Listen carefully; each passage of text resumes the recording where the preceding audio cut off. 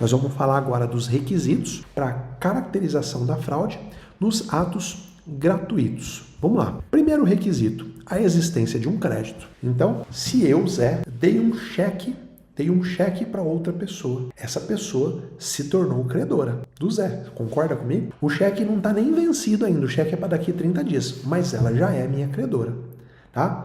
Por isso, meus queridos, não é necessário que esse crédito esteja nem vencido, tampouco que haja alguma ação, nem ação de conhecimento, nem ação de execução. Veja, se já existe o crédito e o Zé doa a única casa que ele tem, fraude contra credores. Só basta que exista o crédito. Não precisa existir ação de conhecimento, não precisa existir ação de execução. O primeiro requisito, então, é a existência do crédito, tá? Eu até coloco um exemplo aqui, ó. O José emprestou 100 mil reais a João e o João se comprometeu a pagar no prazo de 1 ano. A partir da assinatura do contrato, o José é credor do João. Se o João se desfizer de algum bem dele de forma graciosa, preencheu o primeiro requisito para que o José alegue fraude contra credores. Entendido? Segundo requisito, o João, no caso do nosso exemplo, tem que praticar um negócio de transmissão gratuita de bens ou de remissão de dívida.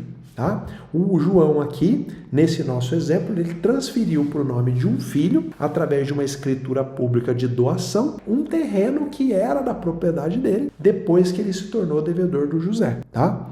Outro exemplo, o João, ele tinha um imóvel e ele pegou esse imóvel e integralizou o capital social de uma empresa. Ele criou lá uma holding, por exemplo, com os bens que ele tinha. E com isso ele se tornou insolvente. Isso também é um ato de transmissão gratuita. O João tinha uma casa no nome dele e ele passou essa casa para o nome de uma empresa da qual ele é sócio. Ato de transmissão gratuita de bens. É o segundo requisito. Vamos para o terceiro requisito. Esse terceiro requisito é o que causa mais polêmica. O estado de insolvência. Meus queridos, o que é estado de insolvência? Com o exemplo é mais fácil de entender. Quando o João, do nosso exemplo, transferiu o terreno dele para o filho, o João se tornou insolvente, ou seja, ele não tem mais bens suficientes para pagar a dívida que ele fez comigo. Ele não tem uma dívida de 100 mil reais comigo? Quando ele doa o único bem que ele tem para o filho, o patrimônio dele está zerado. Ele tem mais dívida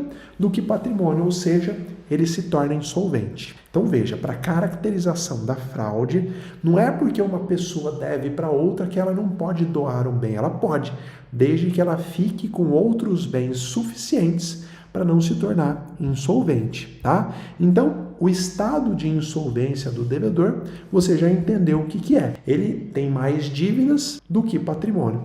E aqui, meus queridos, eu trago decisões importantes do STF e também do STJ.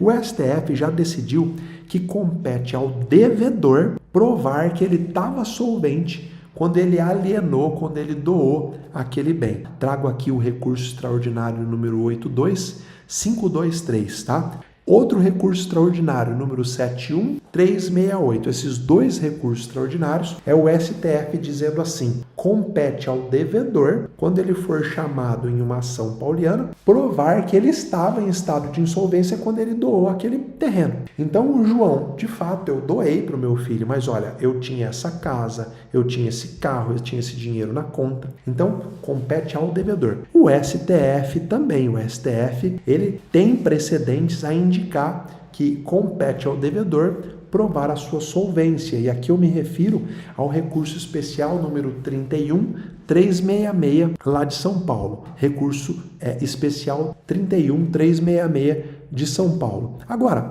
observações importantes sobre isso. Nos atos gratuitos que o devedor faz, ou seja, na doação ou no perdão da dívida, não existe nenhuma necessidade de você que vai alegar a fraude demonstrar que ele o fez, que ele doou com o intuito de prejudicar os credores. Você não precisa entrar na intenção. Você também não precisa mostrar que tenha havido algum conluio, alguma combinação entre o pai e o filho com o objetivo de fraudar. Não há necessidade de você demonstrar o que a doutrina chama de concílios fraudes. Basta a presença dos requisitos que nós acabamos de ver, que já vai estar caracterizada a fraude. tá? Então basta a existência de um crédito, basta o negócio de transmissão gratuita e basta o estado de insolvência do devedor. Pouco importa se o filho sabia, pouco importa se o próprio credor sabia do estado de insolvência dele,